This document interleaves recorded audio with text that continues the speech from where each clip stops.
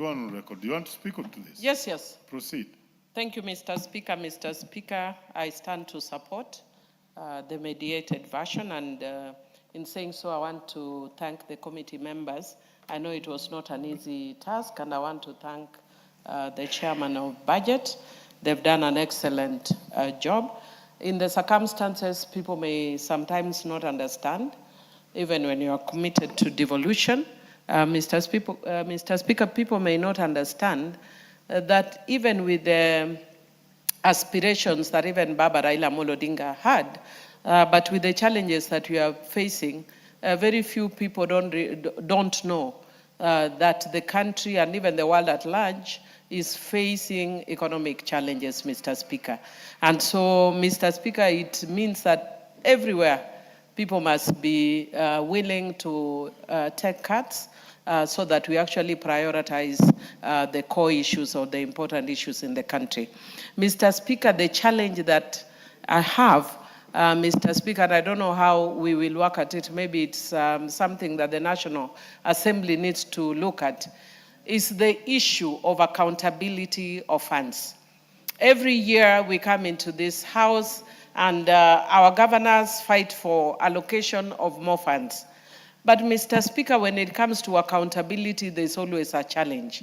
And I wish that the level of accountability that is seen in CDF allocation would actually be reflected even in the counties, Mr. Speaker.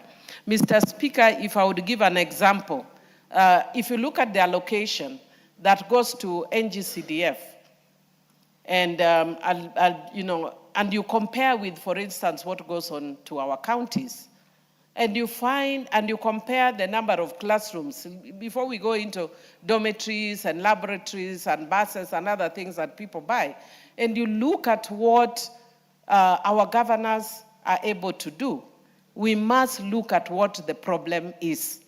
What is a problem that we cannot see the evidence of the amount of money that is allocated and what goes down? And if the governors are facing structural problems, they need to bring it to the House so that we look at how we are dealing with it. Otherwise, we will always blame the governors for ineptness and for inability to produce results. Because I would say that with the amount of money that NGCDF has, you'll find that where NGCDF has one class in one ward, for instance, it takes the counties another 10 wards before you see any other construction. And why is there such slow process?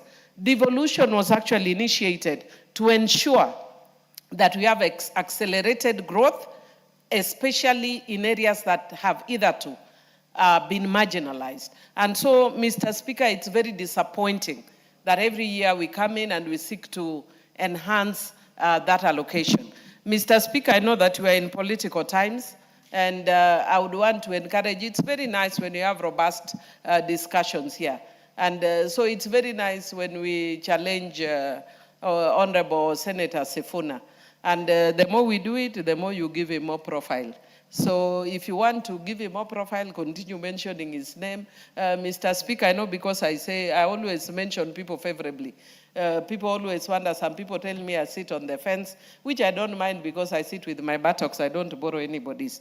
But having said that, Mr. Speaker, my kind of politics is that I play a politics of praising the person I want. So I'll praise myself, I'll praise my candidate, but I'm not really too much given to trying to underrate people, calling them, I don't know, they lack intelligence. So even if it is Sifuna who did that, I think it is wrong. I actually went and asked the chairman what Sifuna said because I didn't hear. So if Sifuna did that, it is wrong. If Ichungwah is doing it, it is wrong.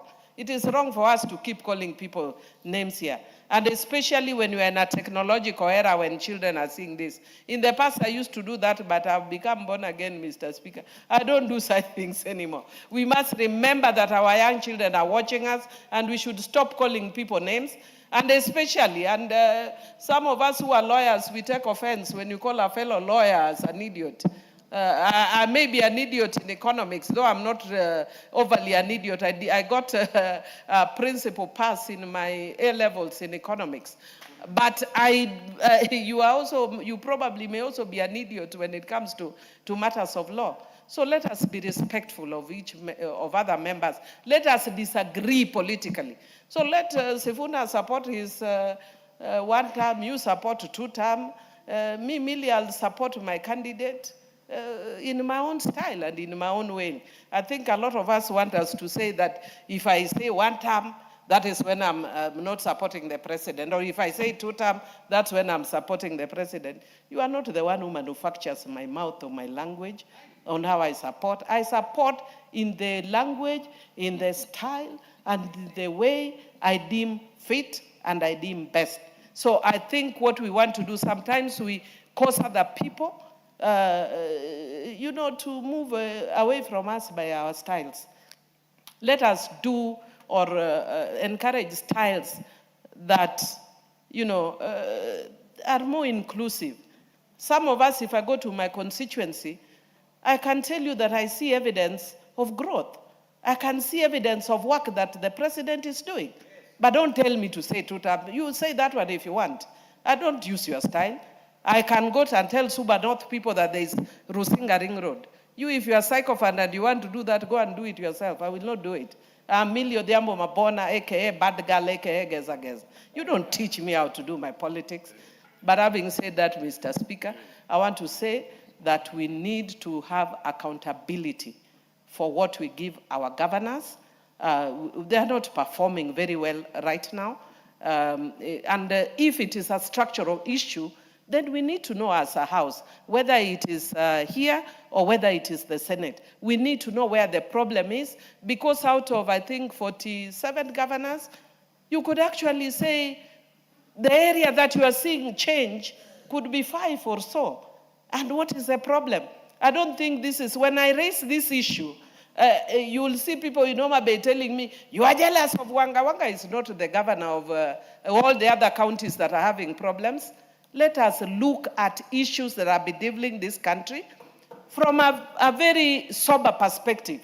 Why are other counties facing challenges? I don't want to mention them, but we are all privy to the challenges that our counties are facing. Mr. Speaker, probably yours is facing the same challenges. Every member here, if they are talking, they'll tell you they are facing serious challenges. Why? Why are there no drugs in hospitals?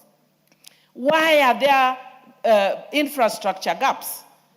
And so, like the other day, I saw Kiambu, I think it's Kiambu, that had done very good infrastructure.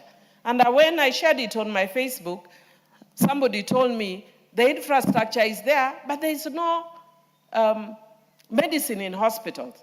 More recently, I think today I saw Orengo did 2 things which I shared, which are impressive. And when I shared it, people said, why can't you also share the ones?